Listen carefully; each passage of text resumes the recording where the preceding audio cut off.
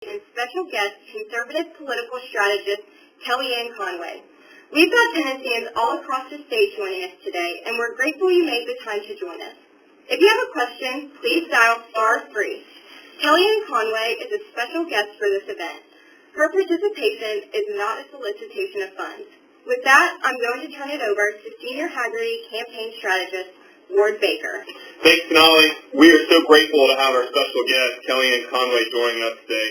In 2016, she delivered us to help us deliver the presidency that has changed where we're at, from the courts to taxes, and helping us with this robust economy. And she delivered a focused, disciplined campaign. She's a class act and someone that, I've always looked up to and has just done so much for America.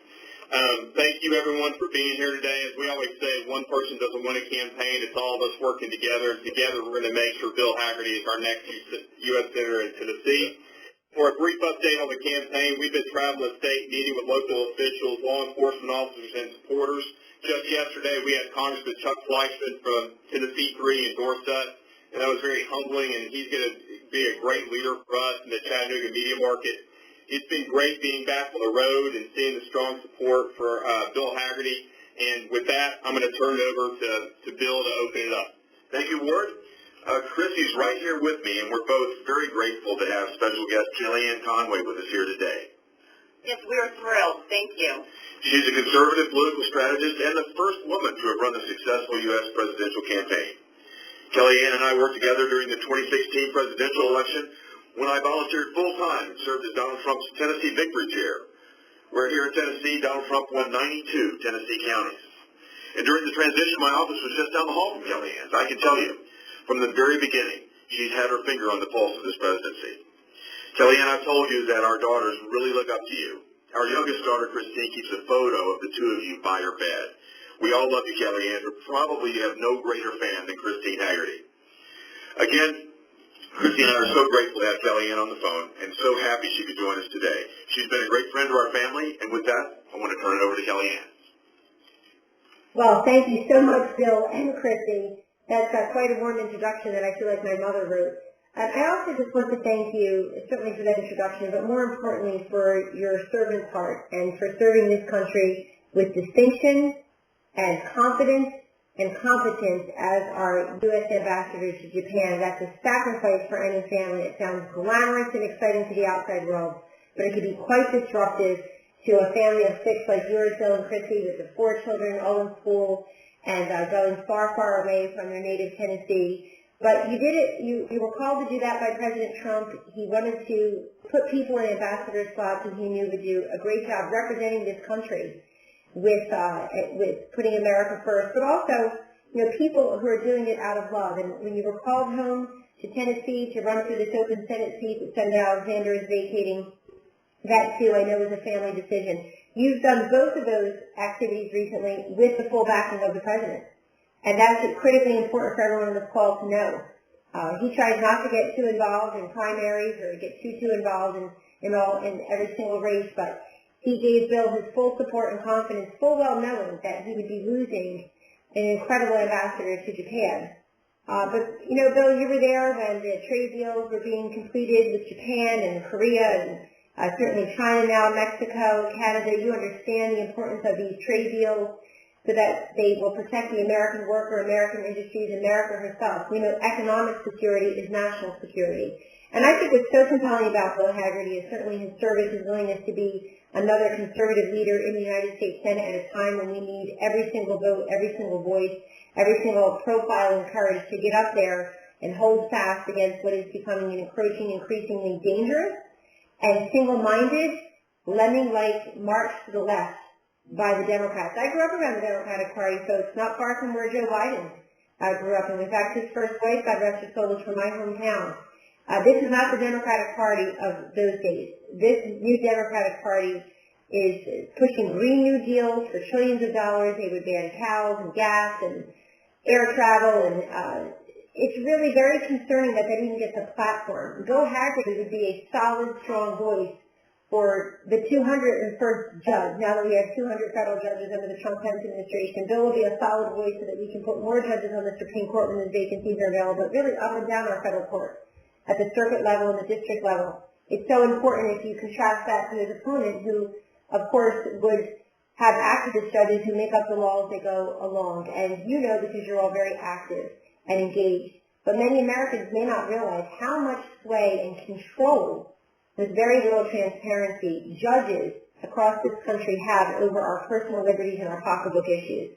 And speaking of our personal liberties and pocketbook issues, one of my favorite things about Bill Hagerty, and there are many, and I've talked a bunch about them, is really his childhood. He was raised to value hard work, got his hands dirty literally, doing some agriculture and some livestock, and he comes from a family who are native Tennesseans and who taught him the value of hard work. You depend on yourselves and your family, and you depend on your faith and your country, and you put all of that above self.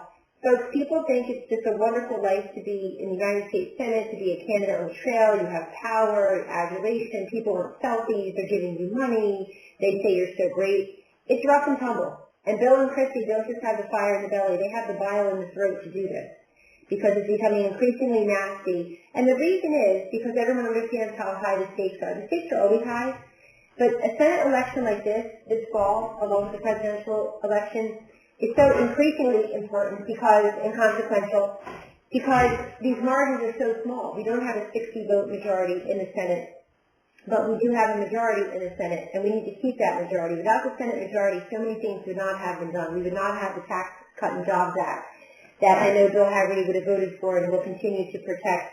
The fact that we're repatriating trillions of dollars of wealth from overseas that was legally parked overseas back into our country, that we reduce the tax burden on our businesses from the high in the developed world of 35% to below the average in the developed world, now down to 21%. That has created trillions of dollars of wealth, millions of bonuses and raises for American workers, and thousands, if not more, jobs just through that alone.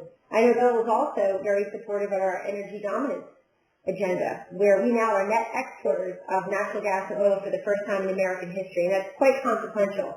He's not afraid to cut red tape and reduce regulations when they are onerous and duplicative and intrusive, invasive, expensive, and expansive.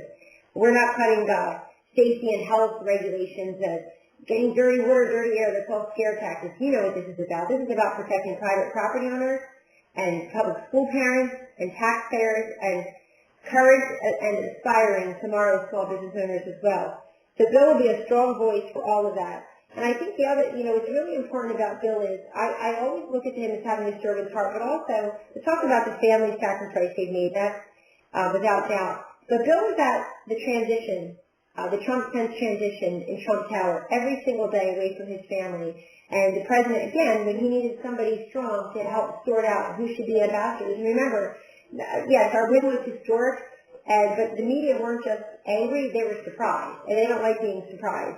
And so there wasn't a lot of favor shown upon us, if you will, from many corners, and that made the job even tougher, right, Bill? And you took up that task with alacrity, and you had the president fully prepared for a big part of, what would become the public-facing component of the Trump-Pence presidency around the globe.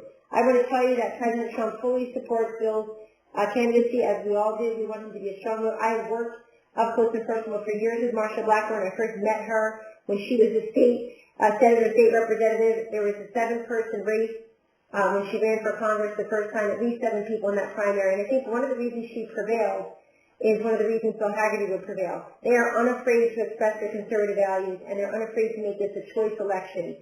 We got to take care of our veterans, we got to take care of the military, take care of these kids who need better educational opportunities, take care of people who are adults with drug addiction, people who are languishing in prison long after they paid their dues, people who are under the yoke of regulations and higher taxes. And Bill, we also have to make sure that our kids and these next generations understand the value of our flag. And it's a shame that we even have to talk about that, but I know you're a great patriot and he'll take those values right into the United States Senate with you. So thank you. Absolutely. Well, Kellyanne, again, thank you so much for being with us today. I'd like to kick this off with the first question, if you don't mind. Kellyanne, if I'm fortunate enough to represent Tennesseans in the Senate, I certainly want to hit the ground running. And as you look ahead, looking at what Joe Biden, what the Washington liberals are wrapping themselves in, it's socialism. Their policies, as you mentioned, the Green New Deal or Medicare for all, and now defunding the police. I mean, how do you see this playing out in the 2020 presidential election, Kellyanne? Sure. Well, that's why it's a choice election, including, if not especially, at the Senate level. So the choice is between health care that is more affordable, more accessible, higher quality, that protects pre-existing conditions, and that allows us to do measures that we've already put in place that I know you'll support, like price transparency, surprise medical billing, announcing that we're capping the co-pays for insulin at $35 a month for senior citizens, improving the way that we treat kidney health, helping with rural America, rural communities in Tennessee and elsewhere with maternal care, and we just announced yesterday the Rural Community Toolbox to findtreatment.gov in addition, so that people who are literally far away from treatment centers or hospitals can access telemedicine, can access other types of care remotely, so that they're not shunned to the side. That's a big issue for Tennesseans. So also, when you think about Medicare for all, I want everyone to understand, quote, Medicare for all means less Medicare for seniors. And that's exactly who has been promised Medicare. Because what it does is it expands government-run health care. It's not just expensive, but it's intrusive. And it really does nothing to preserve your choices and your quality in health care. We hear from people that cost is a barrier, but access is too. You know, Bill, 10 years after Obama-Biden care passed, we have millions and millions of Americans with no type of health insurance whatsoever. And that is unacceptable. It is Obama-Biden care, and Biden will be out there pretending that it's been successful. Look, it's helped many Americans, but it's left so many others with the empty promise you can keep your plan, you can keep your doctor. What about the single mom in Tennessee who's got 2 jobs and 2 kids 10 years ago? And she heard President Obama, Vice President Biden say, everybody's getting health care, including you. She made some life choices based on that. And you know what, Bill? 10 years later, you're fighting for her because she still has those 2 kids, she still has 2 jobs, and no health care because the employers figured out how to keep her under the minimum. So I tell you can't just rail against Green New Deal Medicare for all. I know you'll come up with a solution.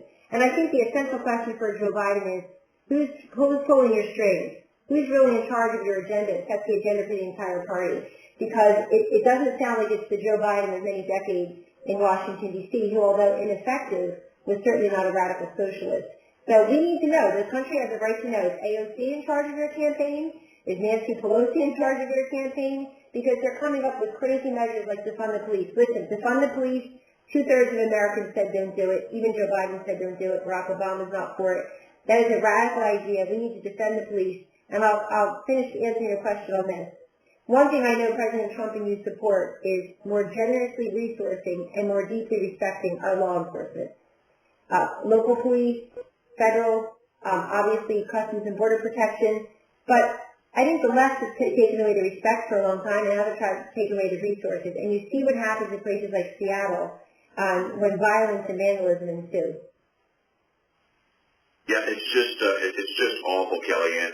You know, we've got 4 kids, and we turn the TV on at night, and what we see is chaos and bedlam, and that's what the Democrats are for. And it's just so disturbing. And I can tell you this. If Tennesseans send me to the United States Senate, I'm going to stand right alongside President Trump for our law enforcement and stand up against this chaos and bring America back. And this flag burning is probably upsetting me more than anything, Kellyanne.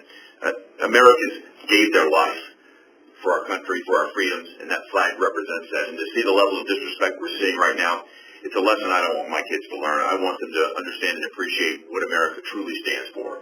And I very much appreciate the President's leadership on this. We need strong leaders who will stand up against this craziness. Thank you. All right, our next question is from Zach Walden in Campbell County. Zach, you're on with Kellyanne and Bill Haggerty.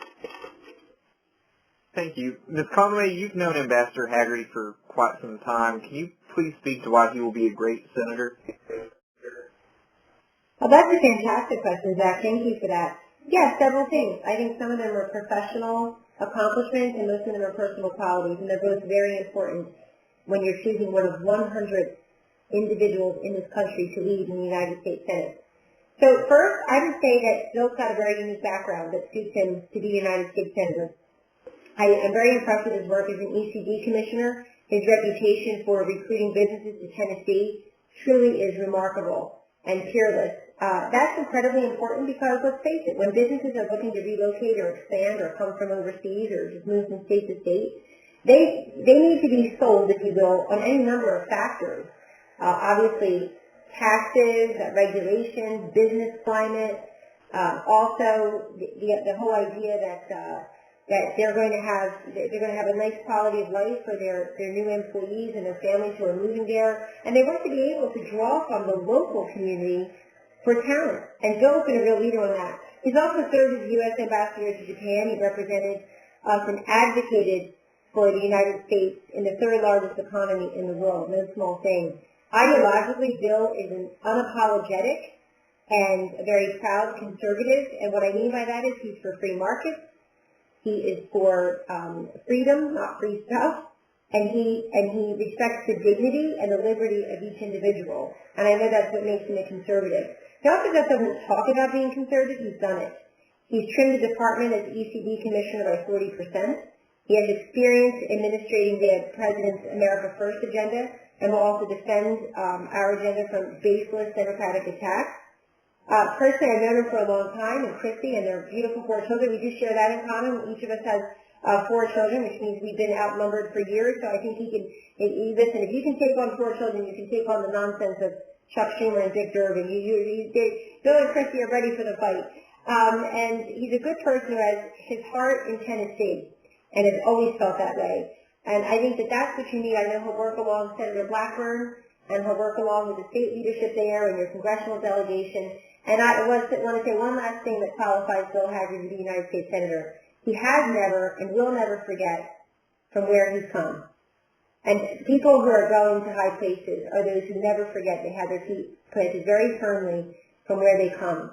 And I know it's a true honor of his life for him to think that he could actually represent the great state of Tennessee, his home state, in the United States Senate. You want people who have joy in the job and are there to truly be representatives, to listen to the people, to represent all Tennesseans, even those who don't vote and won't vote for him. I know, I'm fully confident that he will be there for all Tennesseans. Thank you, Zach.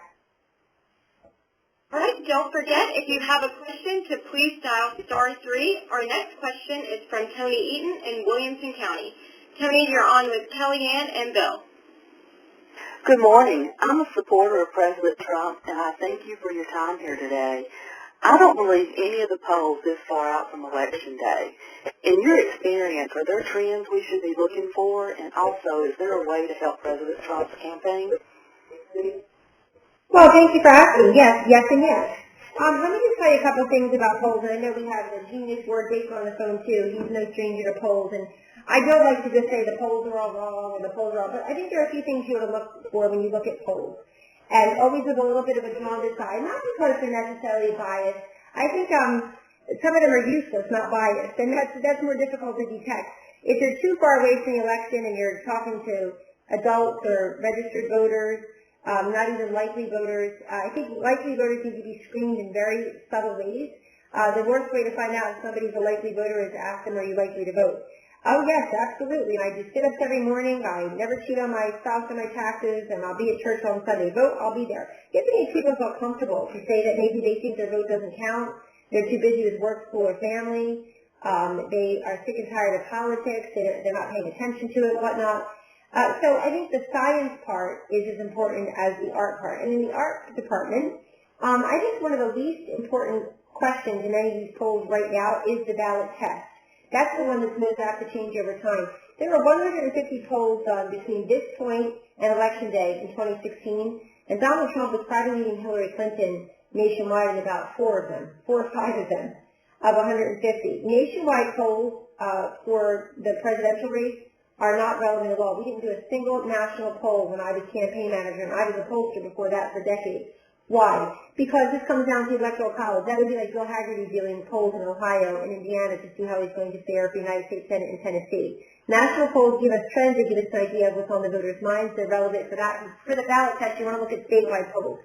And the statewide polls are pretty much where I would think they would be at this point, which is both Biden and Trump under 50% and within a few points of each other in most of the polls. But they will fluctuate. When I look at voter scores and intensity, I think the most important thing is that President Trump has the enthusiasm advantage over Joe Biden, even within his own party, let alone across the country. And I think it's just important to make these all, whether it's Bill's race or the presidential race, make these choices. The left wants to make them referendum. These are choices. Do you want a country that gives us the United States senators like Bill and presidents like Trump who who are giving the military the biggest pay raise in 10 years, who have 59.9 million veterans, scheduling a health care appointment through the VA last year, a national record of all time, because they now have the Choice Act where they can access quality timely care through the private system if they can't access through the VA, which most can. And so we have to show what the choice is. And that's important. And for President Trump, I think the most important thing all of you on this call can do, in my view, and I know you give money and I know you give your time, thank you and thank you. My view is this. The most important thing any of you can do for Bill Hagerty, for Donald Trump, and for other candidates is to have a 7-second version, a 70-second version, and a 7-minute version, where you're answering the question without even being asked. Why I support Bill Hagerty, why I'm a conservative, why I'm a Republican, why I'm voting for Trump and Pence. And when you have that answer, you're going to bring other voters around who are in your circle of life, who you are convinced are liberal, convinced won't vote Republican. When they see you, they'll say, I like you, and you're like me. The I like you part is easy to understand, but you're like me, that's the connective tissue. I see you at church or synagogue or mosque. Our kids are in the same school together. You're also native Tennessean. You have elderly parents or grandparents you're worried about. Whatever your connective tissue is, when you become an ambassador for the message, it has more, in my view, it has more heft than some of these 30-second expensive ads, because it's person to person, door to door, neighbor to neighbor, community leader to community leader. So thank you in advance for doing that, for being a voice for that. All right, please don't forget, if you have a question, to dial *3. Our next question is from Scotty Porch in Marshall County. Scotty, you're on with Kellyanne and Bill. Thank you for your time, Ms. Kellyanne. My question would be, why having someone with business experience is so needed in the U.S. Senate right now? Well, it's a great question. I agree. Thank you for that. I agree for your support. I've reviewed a couple of reasons already. The ECD commissioner and his background in livestock and agriculture, and sounds like being part of the family business for quite a while, and a successful businessman in his own right. Also, just being in Japan, the third largest economy, representing the first largest economy, ours in Japan was no small feat, especially given how active and focused President Trump has been on renegotiating and completing trade deals that are better for Americans. Bill was there when the trade deal with Japan was getting consummated and completed. And that really gives you an eye to both the Congress approaches things, the administration, and of course around the world. The other reason I think it's important to have businessmen and women in the United States Senate, and indeed the presidency now, is because you come to Washington with an entirely different perspective. You know, when President Trump got to Washington, he said he doesn't even recall if he ever spent the night there. He would just go home to New York at night if he had business meetings in Washington. He came to Washington owing no one anything. And that is very liberating. Businessmen also always have timelines. They have negotiation skills. They understand it. They know a deal's not done until the paper is signed and the time period through which the deal is finalized has been completed. And I think also it's about economic growth. We have too many people in elected office here in Washington who just don't have a businessman or businesswoman's perspective because there's never been one. They've been in politics forever, and that's not Bill Hagerty. For him to take on this role at this stage and age, it's pretty remarkable. He'll bring to bear all those skills. He's not just climbing the political ladder. He's taking those skills. I think he would, look, I think we need him in the Senate also because when we talk about economic growth, we're talking about how to get out of the financial crisis of the health crisis and financial crisis of the pandemic. And that's why the president also has asked him to be on the Economic Recovery Council, because he knows that he can implement sound policies that help us to grow those jobs, grow the economy. I think we need Bill Hagerty in the Senate to help the Trump economy, which was so remarkable before the pandemic swept through, to help reduce it and rebuild it. And to have him at the table will be incredibly important because he gives a businessman's perspective, not a politician's perspective. Thanks, Kellyanne. That's great. Scotty, I just wanted to add, Kellyanne mentioned that the president's put me on the White House Economic Recovery Council. Everything that we're working on is to get the economy started back again. And whatever we don't get done through executive order, that's going to go to the top of my legislative priority list. And one of the things the president has been very clear about is helping him get our supply chains back from China.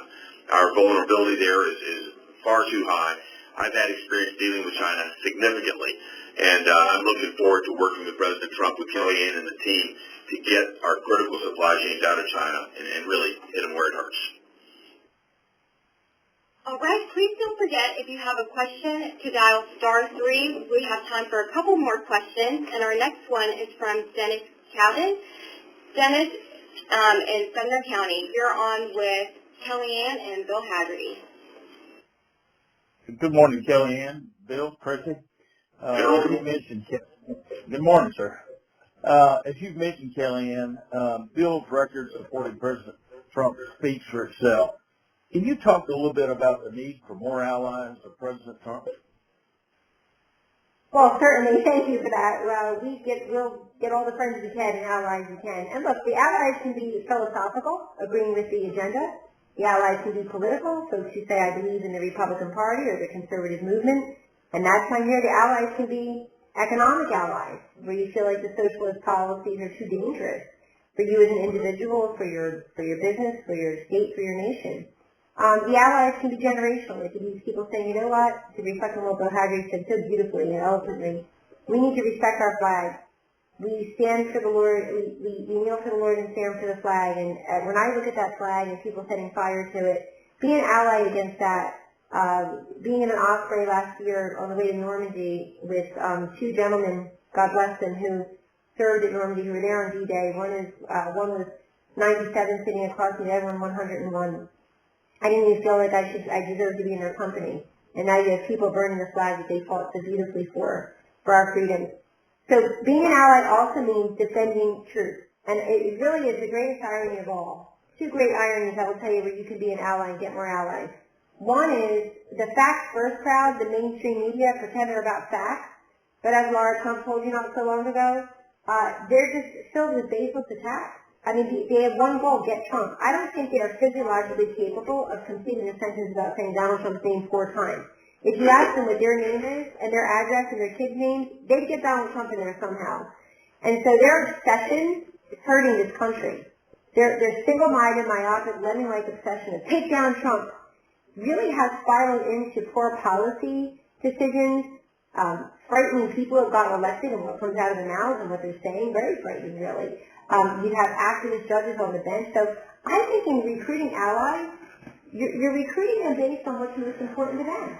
Maybe you've got some folks who care very much about the fact that who love and applaud the fact that probably Donald Trump is the most pro-life president in American history, by Manhattan billionaire developer, real estate developer, who for most of his life is pro-choice, is now the most pro-life president in American history. Maybe it's about your Second Amendment freedoms. Maybe it's about your First Amendment freedoms. Maybe it's because you care about school choice and opportunity scholarships for kids who are trapped in failing school.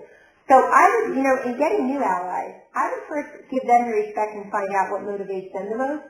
Be a listener, and then tell them how they can help and how they can engage. And I'm a big fan of retail politicking. I don't care what campaign has what kind of money. You've got to be a candidate like Bill Haggerty who looks people in the eye and listens to them, and they know he cares about them. You've got to be a candidate like Donald Trump who shows up in different communities, takes his show on the road, if you will, and then does regional media, local media. People feel like they're part of a movement, not part of some election campaign. But the great irony is the facts-first, truth-seeking crowd tell lies constantly. It's very disheartening. And secondly, the irony is that this agenda is one that's helping America. So they could put aside their partisan political differences and say, I think that we're helping America. We're now surging ventilators and ICU bed capacity and telling people how to avoid the virus, developing therapeutics and vaccines, trying to deal with something that we didn't see coming. And there's just so many different things that you can point to where people should just put partisan politics aside. And look, people say, I don't like his tone in his tweet. And you know what you should say to them? That's fine. Oh, Kellyanne said it's fine. Sure, fine. You don't like his tone in his tweet. But do you like socialism? How does the Green New Deal suit you? Activist judges who make it up as they go along, ripping down and burning our American flags and the history that goes with it, disrespecting and defunding the police, the military, the veterans, law enforcement, allowing the southern border just to be completely open so that the drugs keep pouring into our communities and our kids' veins, so that people keep coming here and taking American jobs, that kids are trafficked here through smugglers who don't care about them except the price that they can get for them. So you have to be I think you have to be passionate and not emotional, but passionate And we have to, I think, give people education, not just information. There's information overload on so much, but I have found in trying to gather allies for us, as you want to do, Sarah, there's information underload, not overload, information underload when it comes to making sure people understand granularity and specifics of policies and that there is a difference. And this is a choice election. So thank you for that. All right, we have time for one more question from Vic in Davidson County. Vic, you're on with Kellyanne and Bill. Thank you, Bill. Good morning. I want to call you our senator because I believe you're going to be our senator. It's a pleasure to have this opportunity. Kellyanne, also, I knew you 20 years ago. You've come a long way. You spoke to a team of ours out in Jackson Hole, Wyoming. And thank you for your service. My question is, does all of this unrest across the country ultimately help us or hurt us in our senatorial election and the presidential election? I missed the last part. Does it hurt what here? I'm sorry. You cut out just a little bit. Does it hurt what? He asked if all this unrest in the country Will it be a net benefit or detriment to this Senate race? Yes. I'm sorry. I missed those two words. Thank you for clarifying. It does affect it because I think it makes it one of the central issues. And the Democrats feel like they got a bone now. You know, they gnaw on the bone for years at a time. Russia collusion, delusion. It's the Mueller investigation and the Mueller report and the Mueller testimony. 0, 0, 0. Then it's Ukraine. Then it's the impeachment. They predicted a recession last August. They were so desperate to do that. They're always trying to undercut the president. Now they feel like they've got him up against the wall on all the civil unrest. And they want this to be the big issue. You wouldn't even know there is a global pandemic if you turned on the news most days in the last 3 weeks. That's all they talked about. And then all of a sudden I said to Christopher Conway, hey, the whole right side of CNN disappeared. You had the running total of the cases and the infections worldwide in the U.S. and the deaths, God rest their souls. So yes, this I think will be the issue going forward because the left wants this to be an election based on those issues. And the president made very clear that he is not for defunding the police, that people who resort to vandalism and violence are not peaceful protesters. I frankly think that those people are not listening to the family, the brother of George Floyd, God rest his soul, the widow of Rayshard Brooks, God rest his soul. They're not listening to the family members saying, please be peaceful. Please go out and protest and be peaceful. So I think also what will happen here, though, is I do think you see a very transformative movement happening in some places, and it tends to be with younger people, and it tends to be both genders and all races, and it tends to be geographically, disparate, and in other words, not just in one place or another. And so what I would say to you is, I think what the media always do, though, is they take things a week too far, a month too far, a year too far. They never know when to stop. They don't let go of the bone. And people will say to themselves, either will say, hey, my vote is based on what I see in these communities, civil unrest, policing, etc. Some people will vote on that. Others will say, why is that all the media are talking about when we also have to talk about A, B, C, X, Y, Z? And that's really what happens. What happens in the media is, A, they don't even look at their own polling. Their own polling suggests what Americans or Tennesseans have told them is important, and they ignore their own polling and tell Americans and Tennesseans what's important. And B, that's the biggest thing, that the media often and Democratic politicians tell people what they think and how to vote. And that's on behalf of a person if they don't. They're ashamed of themselves if they don't vote a certain way. That is not the way democracy works. And voting is our right, but it's also never been as important. You're going to have a record number of mail-in votes. You're going to have maybe record number of early voting. I know Bill Haggerty and his team are on top of that. Christy knows 3 weeks until early voting in Tennessee, and I think you're going to have that be extended many places, mail-in voting, many different ways to vote. But remember, only really two choices. It's a choice about free stuff versus freedom. It's a choice about people who are pro-law enforcement, military, and those who would respect them less and resource them less generously and resource them less. So thank you for that. I do think it's an issue, but I think there are many issues that go into voter considerations as well, and that people should not be allowed to forget the 3.5 years of success that has preceded these times. I also think you need vision. If you don't talk about the future, you can easily be seen as the candidate of the past or the candidate of the present. So there needs to be a vision in the future, too. All right, that concludes the questions. I will now turn it over to Kellyanne for closing comments.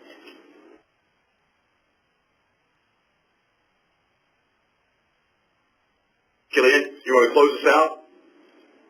Yes, sir. Well, I think the choice is clear. You've got Bill Haggerty, and you've got a puppet of the Democratic Party. Ultimately, you've got even Democrats in Tennessee, I think, would be hard pressed to not admit that the Democratic Party they belong to for many years is slowly fading away. The Democratic Party Joe Biden represented for many years is slowly fading away. Watch Biden in action now, and watch him just a few years ago or a few decades ago.